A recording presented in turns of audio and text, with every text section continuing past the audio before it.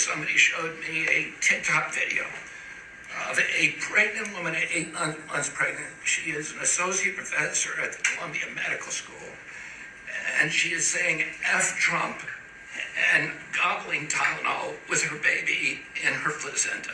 A kakistocracy is where the least qualified and most incompetent people are running the government. I will never stop repeating it. RFK Jr. is one of the most dangerous men in the United States of America. He is an incompetent boob who somehow got a law degree, has zero training and expertise in medicine or public health, and Donald Trump has put him in charge of the health of 340 million Americans. I know that we already have ample proof that he knows fuck all about medicine. And yet he's decided to cancel cancer screenings for the American people. He says, you don't need cancer screenings. He and Donald Trump have made false claims that children under 6, I think, don't need the hepatitis B vaccine. In fact, Donald Trump said that hepatitis is a sexually transmitted disease, and so you don't need the vaccination until you turn 12. Hey, now might be a good time to mention that Mike Johnson is blocking the swearing in of duly elected Congresswoman Adelita Grijalva, because she would be the 218th signature on a discharge petition to get the Epstein files released. Again, I know that Donald Trump and RFK Jr. don't know anything about reproductive anatomy after RFK Jr. just said on national TV that babies grow in the placenta. The uterus and the placenta are not the same thing, you dipshit. I want to say a whole lot more swear words, but I'm not going to. Maybe I will. Maybe I'll keep swearing in this video because RFK Jr. is a fucking idiot, but he's incredibly dangerous. This is a man who is absolutely the epitome of overconfident and undercompetent. This is a man who is a eugenicist. This is a man who is making healthcare decisions, who doesn't know the most basic aspects of human anatomy. Is making decisions about your health and the health of your children and what kind of healthcare and medication and treatment any of us can access. This man is incredibly dangerous. And if you are like me, I have this pocket of rage that I keep kind of clamped down right now, but it bubbles up every time I have to listen to RFK Jr. or read about the terrible damaging things he's doing to our public health and how many people are suffering and dying, how many people in the future will be denied life-saving care because of this man. That rage for me absolutely bubbles up at all of my crunchy friends I don't really fucking talk to anymore, who supported Donald Trump, the Jewel Kilchers of the world, who voted for Donald Trump because they were really in on RFK Jr. They're really down the Maha pipeline, anti-vax, raw milk, absolutely woo-tastic snake oil salesman pipeline that is Make America Healthy Again. My temptation when I watch clips of RFK Jr. is to say, fuck every last one of you that voted for this. Go choke on your moon juice. That's what I'm thinking. But I got to dial it back. I got to dial it back a little bit because I understand that Maha is a cult. People got radicalized. I don't know at what point where they listen to RFK Jr. that they're like, this is batshit. It is mostly the white crunchy moms. How do you feel about the man in charge of your children, of your pregnancies, of your health, the health of this nation, not knowing what a placenta is and not knowing where a fetus develops? How do you feel about that man making public health decisions, making very bold, confident statements? I mean, just 2 days ago, RFK Jr. said that he will make the proof that Tylenol causes autism. Tylenol does not cause autism. This is what is known as a spurious correlation. This is like biology 101. This is statistics 101. This is junior high level shit. The analogy that I like to use is that you cannot say that wearing sunscreen causes drowning just because people who drown are more likely to be wearing sunscreen than the general population. I understand that the far right in this country has done their damnedest to dismantle science, to make Americans, especially crunchy hippie white Americans and especially evangelical conservative Americans, to make them afraid of science, to make them mistrustful, distrustful of science, and to deny their kids a scientifically rigorous education. As somebody who has homeschooled, unschooled my kids, that has been my greatest source of anger about this community, is how strong the distrust, mistrust of science is. How much people deprive their children of learning the critical thinking skills of the most basic scientific education. And you see it when you see how many people support Maha.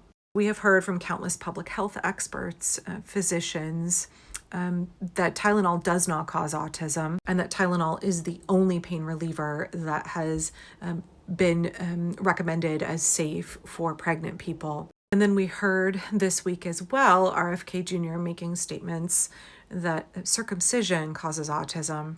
Before I get into that nonsense, RFK Jr. is somebody who hates autistic people. He's afraid of autistic people. He loathes them. He wants to make sure that there are no autistic people in the United States. He's a eugenicist. As the spouse and the parent of autistic people, I find his rhetoric incredibly dangerous. He's made a shit ton of money publishing his snake oil vaccine disinformation books, falsely claiming that the MMR vaccine causes autism. He's done that for years and years. He's platformed the bullshit of Andrew Wakefield, whose journal article was retracted from The Lancet. Wakefield lost his medical license after falsely claiming that vaccines cause autism. But RFK Jr. continues to repeat that lie.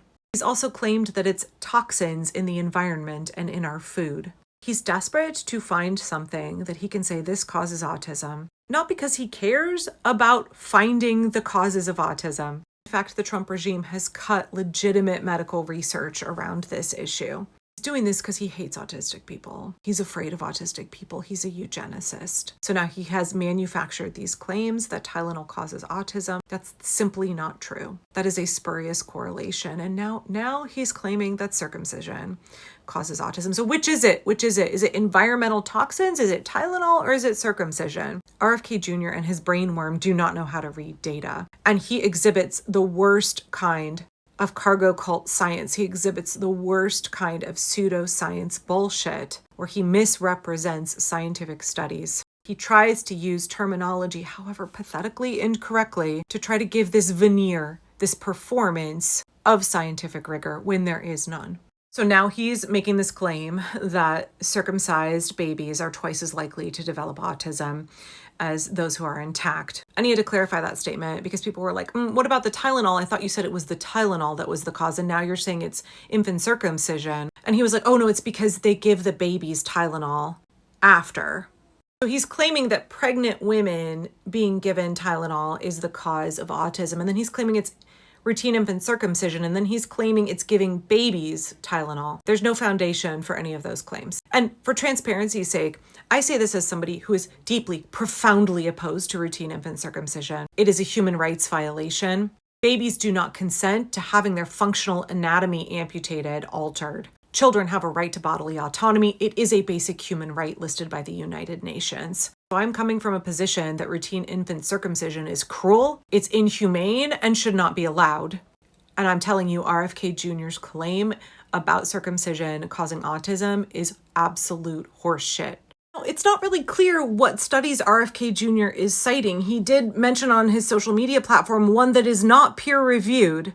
And then I guess there's this other Danish study of fewer than 5,000 boys who've been diagnosed with autism, and it looks at whether or not they were circumcised. But that study doesn't evaluate whether or not they were given acetaminophen after they had their foreskins forcibly removed.